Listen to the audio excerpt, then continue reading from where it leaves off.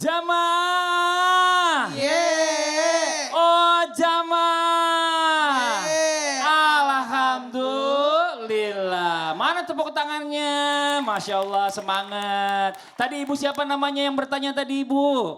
Lusiha. Ibu Nay, Masya Allah pertanyaannya bagus banget ya. Pertanyaannya adalah pada saat istri itu nggak mau terlihat menangis di depan pasangannya. Nah itu apakah dia itu sebenarnya bentuk sabar atau luka yang sebenarnya belum sembuh, pertanyaannya Ustadz Syam. Nah itu bagaimana? Tapi kan kita lihat dulu. Apa tuh? Lukanya kenapa. Kita tidak boleh salahkan suaminya juga ya. Iya, karena suaminya tinggi. Si bapak gendong nih. Itu aja ya. Terima kasih banyak Ibu Nay. Tepuk tangan buat Ibu Nay, Bapak. Terima kasih banyak. Warahmatullahi wabarakatuh. Waalaikumsalam warahmatullahi wabarakatuh. Silakan dijawab Ustadz Syam. Ibu terima kasih yang fadli tapi guru Ustadz Maulana Habib Utsman, para alim ulama, para jamaah yang belakang Allah Subhanahu wa taala. Al-Qur'an surah An-Nisa ayat 34. A'udzu billahi minasy syaithanir rajim. Allah. الرجال قوامون على النساء بما فضل الله بعضهم على بعض بما فضل الله بعضهم على بعض وبما أنفقوا من أموالهم فالصالحات قانتات حافظات للغيب بما حفظ الله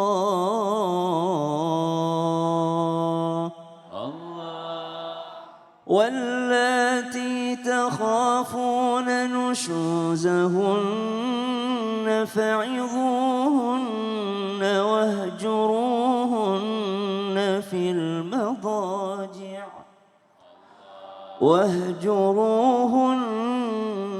المضاجع واضربوهن فإن أطعنكم فلا تبغوا عليهن سبيلا إن الله كان عليا كبيرا Allahumma arhamna bil Quran. Ar-rijalu qawwamuna 'alan nisa. Laki-laki adalah pemimpin bagi perempuannya. Sesungguhnya bukan dalil untuk menginjak-injak para wanita, tapi justru menyadarkan para lelaki, para suami bahwa tanggung jawab kita begitu besar di hadapan Allah Subhanahu wa taala sebab kelebihan yang telah diberikan oleh Allah Subhanahu wa taala. Diberikan wewenang berarti diberikan juga tanggung jawab. Maka pentingnya untuk kita fokus kepada tanggung jawabnya, bukan fokus kepada wewenangnya. Maka kalau kita fokus kepada tanggung jawabnya, insya Allah berusaha bagaimana agar sang istri sembuh lukanya. Kalaupun ada luka, berusaha disembuhkan. Kalaupun ada sesuatu yang kurang, maka perlu untuk kita tambal. Kenapa? Itu adalah tanggung jawab seorang lelaki kepada wanitanya. Maka kalau pertanyaan ibu tadi, apakah seorang wanita yang tidak menangis di hadapan suaminya, ini adalah seorang wanita yang sabar? Maka yang jawaban yang nomor satu, kalau kita melihat contoh dari Sayyidina Abu Bakar As-Siddiq radhiyallahu anhu warda, bersama dengan baginda Nabi SAW ketika berada dalam persembunyian di dalam goa, beliau menahan tangisannya, digigit daripada ular dari bawah, ada sebuah lubang dalam goa tersebut, dia tahan tangisnya, dia tahan tangisnya, dia tahan tangisnya. Kenapa? Dia menunjukkan ketegaran di hadapan baginda Nabi SAW. Ini tangisan yang baik ataupun menahan luka yang baik. Kenapa? Karena menjaga perasaan daripada orang yang dicintainya. Begitu pula seorang istri, kalau dia menahan tangisannya karena ada kebaikan, kalau dia menahannya, maka itulah sesuatu yang baik. Tapi kalau dia menahan tangisannya, tapi justru menambah luka ataupun tidak bisa menyembuhkan luka, maka ini kurang baik. Karena seorang suami dan istri bukan hanya pasangan untuk memperbanyak keturunan saja, tapi dia adalah pasangan untuk mencurahkan isi hati. Maka sampaikan apa yang perlu disampaikan, walaupun tempat curhat terbaik adalah Allah Subhanahu wa taala. Maka bapak-bapak, kalau ada istri yang tak mau bercerita, bercerita, yang tak mau menangis di hadapanmu, ayo kita introspeksi diri. Tanpa bermaksud menggurui ataupun mengajari, mungkin dia kurang nyaman bercerita. Atau mungkin engkau bukan pendengar yang baik. Lihat akhlak baginda Nabi SAW. Kenapa semua perkataan Nabi sempat dicatat oleh para sahabat? Kenapa para sahabat menghafal apa yang disampaikan Nabi? Karena Nabi itu sebenarnya nggak banyak bicara. Nabi itu subhanallah adalah orang yang banyak mendengar. Maka kalau mau mencontoh Nabi, jadilah pendengar yang baik. Masya Allah. Makasih banyak Ustadz Syam. Tepuk Iya. tangan buat Ustadz Syam. Tadi pelajaran buat bapak-bapak juga ya Pak ya. Punya istri disayang ya Bu ya. Jangan dibikin nangis ya Bu ya. Kasih duit yang banyak ya Bu ya. Iya aja Ibu, kalau gitu enak-enak aja iya. Oke, kita lanjut lagi. Buat jamaah Islamitin yang ada di rumah, sebelum kita mendengarkan kembali tausiah dari guru-guru kita lihat lagi ada sebuah video tayangan tentang niat pengen manis sama istri. Seperti apa? Ini dia tayangan. Tepuk tangannya dong. Kalau itu kan accident, Bib. Nggak sengaja, orang udah baik-baik diangkatin, diselimutin, tiba-tiba ngambil kabel ketiban kepala istrinya. Nah ini dia nih, banyak juga kejadian-kejadian yang namanya dalam rumah tangga. Mungkin kita juga nggak mau ngeliat orang tuanya tuh berantem di depan anak.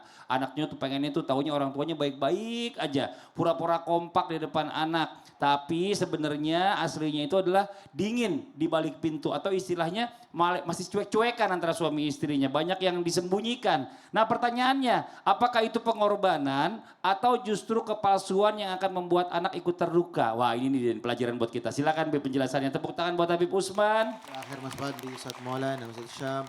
Bismillahirrahmanirrahim. Allahumma salli ala sayyidina Muhammad wa ala ali sayyidina Muhammad. Ingat, bisa menjadi sebuah pengorbanan dan juga bisa menjadi sebuah kepalsuan.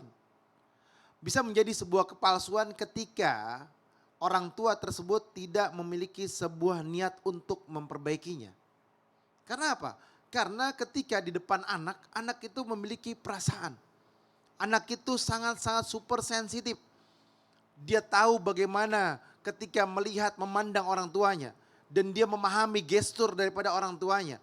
Orang tuanya berkalimat, berkata-kata ketika dia lagi happy, dia lagi senang, dia lagi bahagia. Anak tahu. Orang tuanya lagi suram, lagi nggak senang, lagi ribut atau lagi emosional di dalamnya, anak paham. Anak bisa merasakannya. Oleh karena itu, ketika seseorang yang merasakan bahwasanya berharap ini adalah pengorbanan yang mulia. Karena apa? Saya berusaha untuk memperbaikinya. Bukan di dalamnya sebuah kepalsuan yang tidak ada niat untuk memperbaikinya. Sehingga apa? Kalau dia niatnya baik, innamal a'malu binniyat, semua tergantung daripada niatnya. Dia niat yang baik, dia berharap rumah tangganya, ya Allah mudah-mudahan ini ada jalan keluarnya. Gak jadi masalah di belakang pintunya atau di kamarnya dia ribut dulu. Dia berkalimat terhadap suaminya ataupun terhadap istrinya. Tapi tetap kepala dingin, tetap berkata-kata yang bijaksana, tetap mengeluarkan kalimat-kalimat yang baik. Dan berharap akan ada perubahan di dalamnya, maka niscaya Allah akan membukakan jalan keluar baginya. Tetapi ketika seorang hamba tersebut tidak memiliki niat jalan keluar yang baik, tapi yang ada cuman menyembunyikan, ini menjadikan bom waktu. Menjadikan sebuah bom waktu. Kalau sudah hatinya tidak ingin berubah, niatnya sudah niat yang tidak baik, maka tidak ada kebaikan di dalamnya. Jadi semua tergantung niatnya. Kalau niatnya mulia untuk memperbaiki, maka akan ada jalan keluar dari Allah dan kehidupannya penuh dengan kebaikan. Oleh karena itu, bertakwa kepada Allah, kembalilah kepada Allah Subhanahu wa taala. Salatlah 5 waktu jangan tinggal, sujud mintalah kepada Allah, minta jalan keluar yang terbaik dan Allah bukakan jalan yang terbaik sehingga berharap rumah tangga tersebut menjadi rumah tangga yang di dalamnya penuh dengan ketenangan, di dalamnya penuh dengan kebahagiaan, di dalamnya penuh dengan kasih sayang, di dalamnya penuh cinta, di dalamnya penuh dengan apa lagi? Dengan kalimat-kalimat yang lembut, budi pekerti yang baik. Sehingga apa? Sehingga rumah tangga tersebut suaminya senang melihat istrinya, istrinya senang melihat suaminya. Dan suaminya bisa mengajarkan istri dan anak-anaknya menjadi kebanggaan bagi siapa?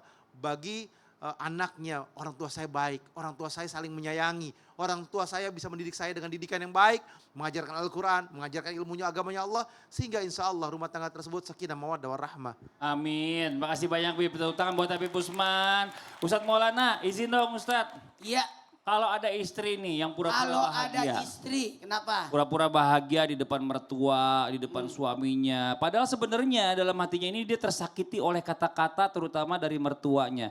Terus dia pendem aja. Apakah itu pertanyaannya ya? Apakah dia sama aja menyimpan dendam sebenarnya? Atau bagaimana baiknya? Mohon izin penjelasannya. Tepuk tangan buat Ustadz Maulana. Izin Habib dan Ustaz Sam.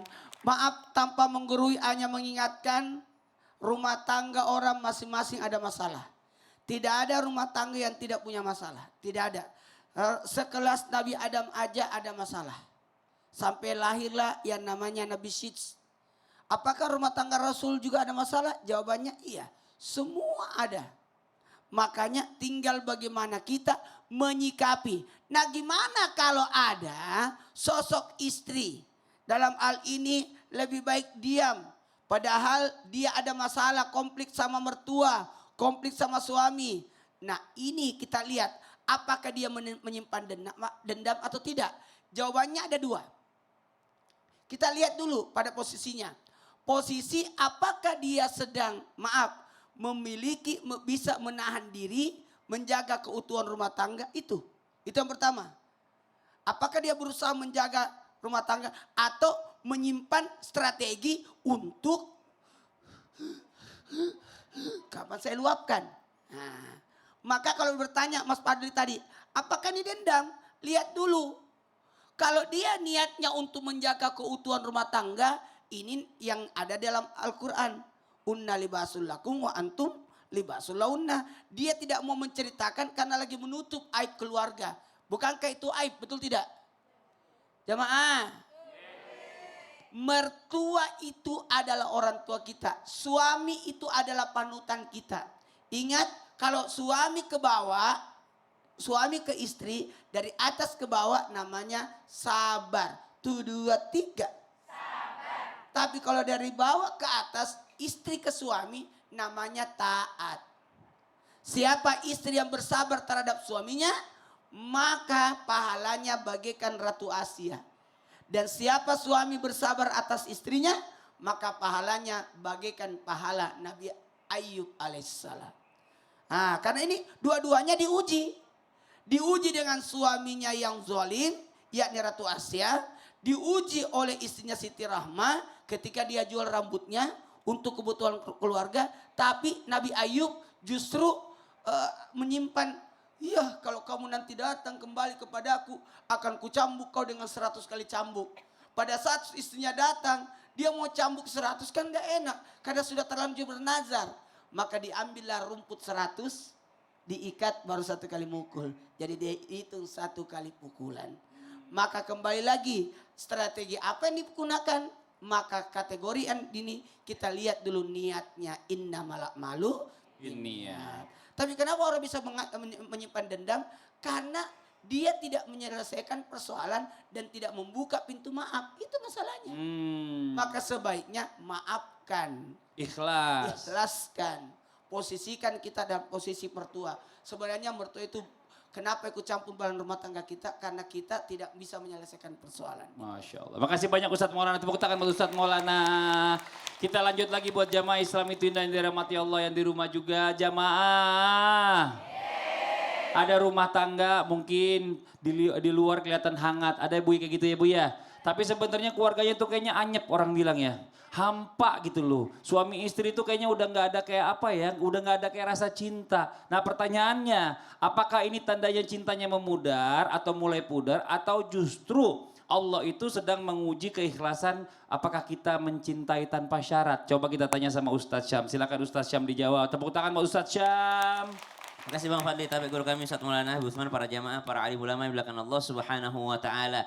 Kalau ada pasangan rumah tangga, semakin lama maka yang kelihatan dari pasangannya kelebihannya atau kekurangannya?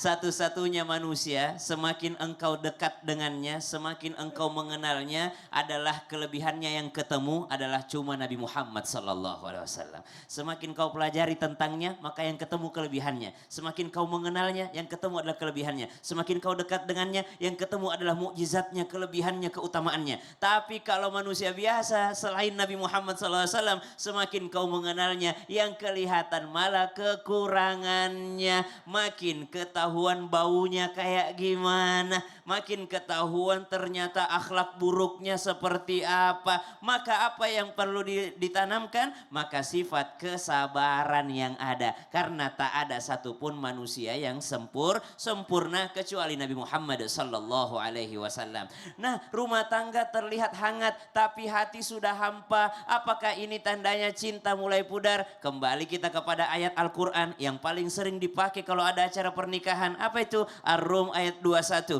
Wa min ayatihi an khalaqa lakum min anfusikum azwaja litaskunu ilaiha wa ja'ala bainakum mawaddatan wa rahmah.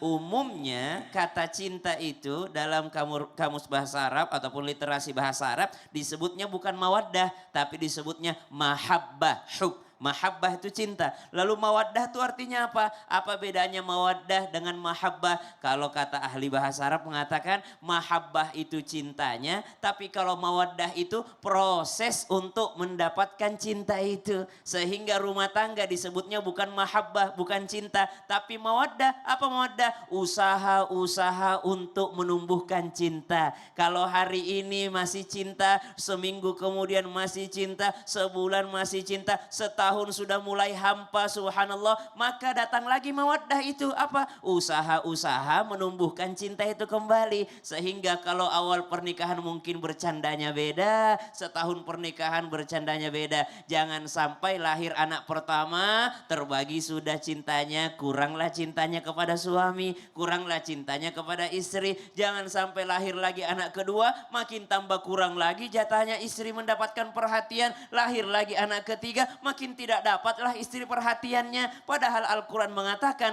pernikahan itu bukan cinta tapi mawaddah. Bukan mahabbah tapi mawaddah. Bedanya mahabbah itu cintanya, mawaddah itu adalah usaha-usaha atau proses-proses menumbuhkan cinta. Maka subhanallah, jadilah orang yang berusaha memahami ayat-ayat Al-Quran. Tahu betul kita, oh ternyata Allah itu dalam pernikahan pun sudah dijelaskan sedetail itu. Bagaimana agar pernikahan tidak hampa, selalu ada cinta, yakni dengan mawaddah. Ada proses-prosesnya, masing-masing daerah beda caranya. Beda caranya. Masing-masing rumah tangga beda caranya. Benar.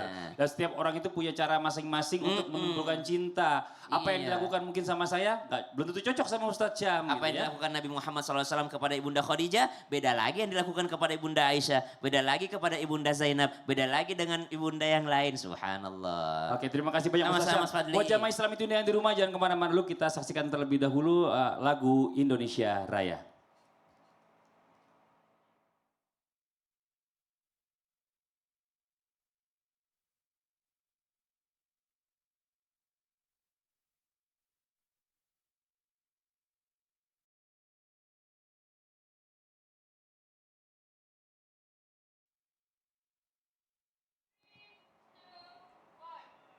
Assalamualaikum warahmatullahi.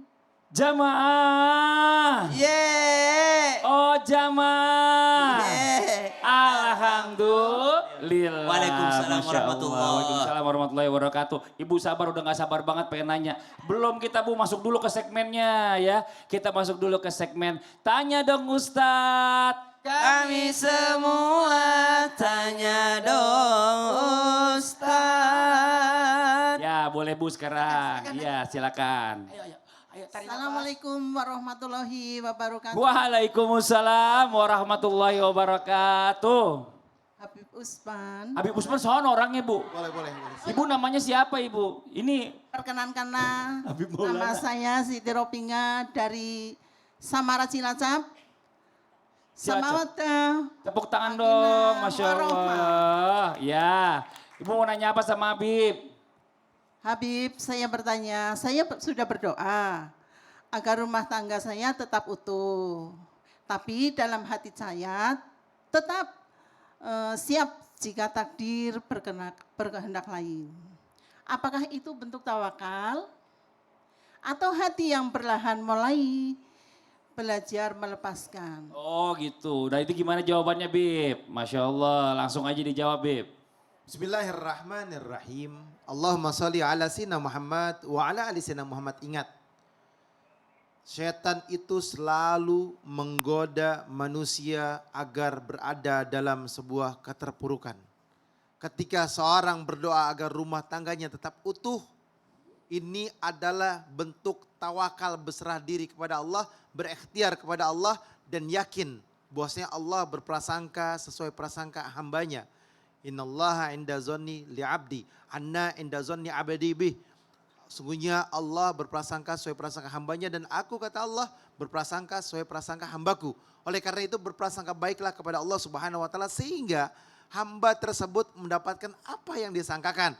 Kalau dia bersangka atau berharap, ya udahlah nggak ada harapan, udahlah pasti akan cerai, udahlah pasti akan pisah, berarti ini tidak ada harapan. Harapan itu adalah niat yang dalam, niat yang kuat, yakinkan Allah bersamanya, berserah diri kepada Allah dan jalankan yang terbaik, rubah sifat, karakter, watak dalam kehidupan sehari-harinya. Sehingga apa? Salah satu di antara keduanya berubah untuk memperbaikinya. Kalau dua-duanya tidak mau memperbaikinya, berarti dua-duanya sudah siap untuk tidak ada dalam jalan yang baik.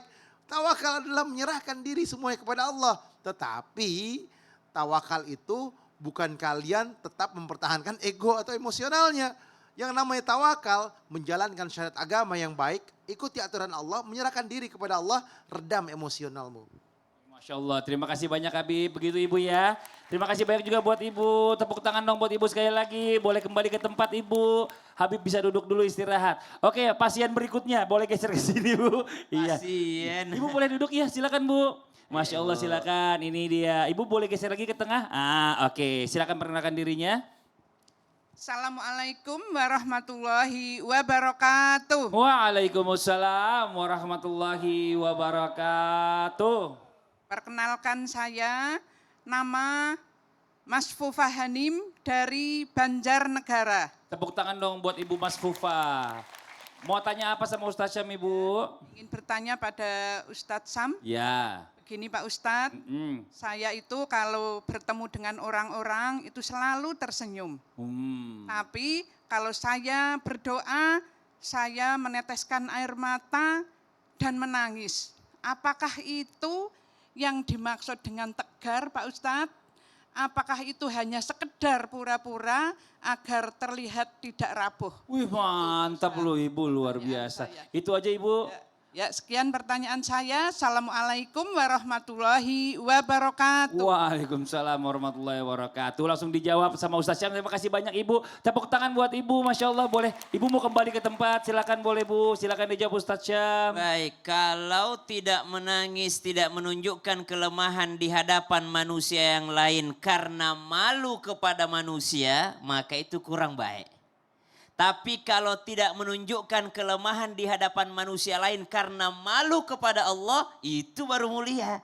Ada orang sebenarnya masalah hidupnya banyak sekali, tapi tak pernah sekalipun dia cerita kepada manusia. Tak pernah ia menangis di hadapan manusia, bahkan tersenyum lebar di hadapan manusia seakan-akan dunianya baik-baik saja. Ketika ditanya, tak pernah engkau mengeluh, kenapa? Saya malu kepada Allah. Ini baru mulia nih. Tapi kalau malu kepada manusia, masih perlu diragukan niatnya. Kenapa? Ada seorang soleh ketika dia sholat 20 tahun berjamaah istiqomah, lalu dia terlambat sekali, dia menangis. Ditanya kenapa menangis? Saya malu sama jamaah yang lain karena saya terlambat. Akhirnya dia tambah nangis. Ditanya kenapa kok tambah nangis? Ternyata selama ini saya malu sama jamaah, bukan malu kepada Allah. Lalu dia pulang ke rumahnya, dia qadha seluruh sholatnya 20 tahun. Kenapa? Dia takut kemarin, oh ternyata saya sholat karena manusia ya. Ternyata saya tegar nih karena manusia, bukan karena Allah. Jadi diperhatikan niatnya. Kalau malunya kepada Allah itu bagus. Tapi kalau sekedar malu kepada manusia bisa jadi pencitraan. Wah, itu yang bahaya. Makasih banyak Ustaz Syam. Sama-sama. Tepuk tangan buat Ustaz Syam. Kita lanjut lagi, kita panggil guru kita Ustadz Maulana. Ustadz Maulana mohon izin. Iya, siap. Ustadz, pertanyaannya gini Ustadz. Bener gak sih semua luka itu harus diceritakan atau mungkin gak harus diceritakan? Mungkin karena Allah juga ingin ya luka itu disembuhkan bukan cuma dengan kata-kata. Tapi ya dengan bersujud dan berdoa dengan Allah biar segalanya itu biar jadi sembuh ya, karena memang mengutarakannya kepada Allah sebagai tempat untuk curhat. Mohon izin penjelasannya Ustadz. Tepuk tangan buat Ustadz Maulana. Izin Habib dan Ustaz Syam, ista'inu bis sabri was salat. Minta tolonglah kepada Allah lewat salat dan sabar. Ayo, siapapun yang punya masalah, dekatlah kepada Allah di sepertiga malam yang ketiga, yakni jam 2 ke jam 4. Malam dibagi 3, 4 jam, 4 jam, 4 jam. 2, 3. Coba diulang 4 jam, 4 jam, 4 jam. sekali lagi. 4 jam, 4 jam. 4 jam pertama jam 6 sampai jam 10. 7, 8, 9, 10. Gunakan bermasyarakat. Jam 10 sampai jam 2. 4 jam itu. 11, 12, 1, 2. Gunakan untuk tidur. Haknya tubuh. Jam 2 sampai jam 6. Gunakan bermunajat kepada Allah. Jam 2 sampai jam 6. Nah 2 jamnya itu berdua-duaan dengan Allah. 2 jamnya ini kita pergi berjamaah sholat subuh. Sampai syuruk. Kemudian mohon maaf 2 jam ini kenapa ternyata disembuhkan dengan 2 jam ini. Sembuhkan dengan sujud. Jamaah. Yeay. 2 jam lama Ustadz. Dengerin. 2 jam itu 30 menit sholat. 30 menit gak baca Quran. 30 menitnya zikir. 30 menitnya baca doa. Dan paling bagusnya kalau kita curhatnya sama Allah di jam Masya itu. Allah. Kalau manusia kita curhat bocor. Oh iya. Apalagi curhatnya sama Mas Padi. Oh iya. Bocor. Gak percaya banget sama saya Bu ya. 80% manusia yang ditempati curhat Nah.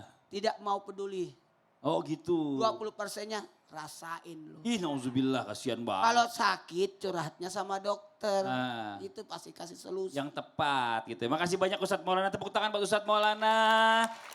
Oke, kita lanjut lagi. Sekarang kita mau kasih kesempatan jamaah buat curhat. Tapi sebelumnya kita masuk dulu ke segmen Curhat Dong Ustadz. Iya, kami curhat. Saya lihat bawa bapak tadi di pojokan sini. Yang mana nih? Ada yang mau curhat sini. Bapak maju Pak. Ah, coba saya ajak ke depan sini. Ibu, bapak ke sini aja Bapak. Bapak ke sini Pak. Coba. Ini Pak. mantan Bapak tentara kesini. kali ya. Oh, kayaknya gitu ini. Coba kita minta bapaknya perkenalan dulu. Silakan Pak, perkenalkan dirinya. Assalamualaikum warahmatullahi wabarakatuh. Waalaikumsalam warahmatullahi wabarakatuh. Siap. Waduh. Bapak namanya siapa Pak? Nama Muhammad Jamil Rifai. Tepuk tangan buat Bapak Muhammad Jamil. Alamat Ya. Banjarnegara. Banjarnegara. Kedua kali ini saya bertemu kepada 3 ustadz. Oh iya betul, 3. Satu host. Dua, Iya, nggak usah disebut ya. dua kali ini, alhamdulillah. Bapak mau curhat apa Pak? Nih, saya sebetulnya kan gini Pak. Hmm. Saya dicurhati dari seseorang. Oh curhatin dari Tapi seseorang. nanti saya akan curhat kepada para ustadz. Iya. Dulu orang itu seorang bapak kaya raya Pak. Oh kaya raya. Ya. Terus?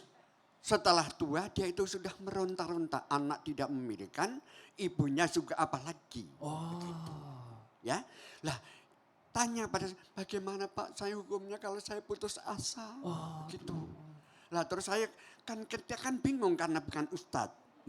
Jadi maka saya tolong, ini mungkin orangnya langsung menonton di sini. Lagi nonton nih ya, Nah, lagi nonton. nanti kalau tolong terus dijelaskan langsung dari ustadz gitu. Oke. Supaya saya tidak menjawab, kalau saya menjawab salah, ya silakan ustadz saya menjawab. Nanti kita gini Pak, Bapak tahan dulu. Suruh Bapak yang ngomong. Jangan kemana-mana. Jangan kemana-mana. Jangan kemana-mana, Tetap di Islam itu indah. tetap di Islam itu indah. Islam itu indah. Jamaah, oh jamaah, alhamdulillah.